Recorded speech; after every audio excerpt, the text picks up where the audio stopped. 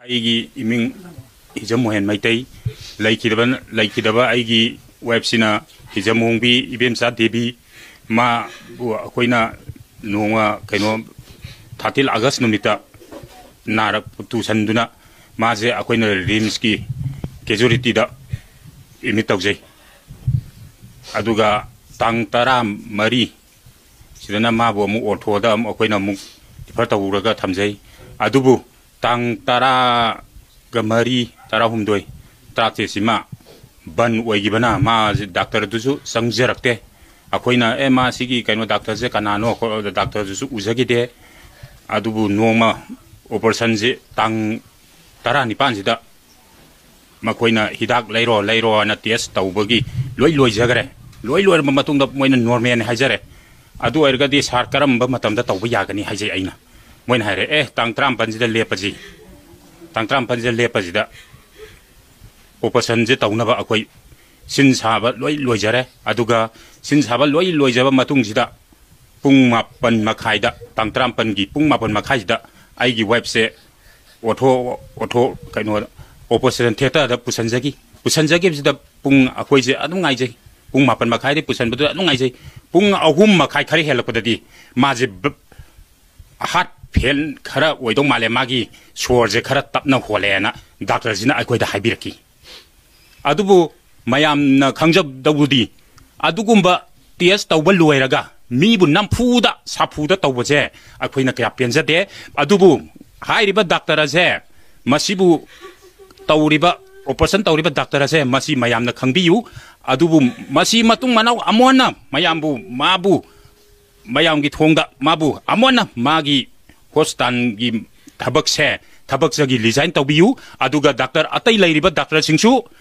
मागुमना तौदनबा खरा मियेंग ताबियु हना अखोइना खरा होना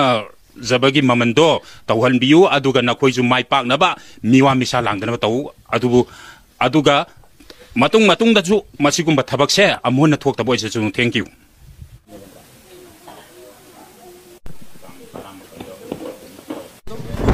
लाइबक थीबा थौदो असिगे इबेमचागी मिसिगी मतांगदा सेमिबा जेएससीसीगी कन्वेनर ए इसामकना ओइजबनी पुंग 3 ताबो मतम साइसिदा लैखिदि पुनरिबा थबक लाइबा मणिपुरदा अमाबाव कनामता लायेंग निंगरoi डॉक्टर की सिंगी सेक्शन दबगी थबक से याम पेंदे अखोइ जेएससीना अदुना अखोइना हुजि यामना नुंगाइतबा थौदो असिगी मतांगदा अखोइना जेएससीना वारे खरा लौजरी अखोइना यामना लाइबक थीबा थौदोक्ता लैखिद्राबा चेनरीबा 21 डॉक्टर हाइबा डॉक्टर सिगी मथक्ता आइनगी ओइबा चपचाबा चयाक पिहनबा अदुगा लोइनाना एफआईआर अमा लौखत पिरगा लोगी ओइबा थबक पनिशमेंट फंगनबा अदुगा रिटायर जज मैजिस्ट्रेट ओइहल्लगा अखोइगी अपाम्बा वीडियो कवरेज याउबा पोस्ट मॉडर्न तौबा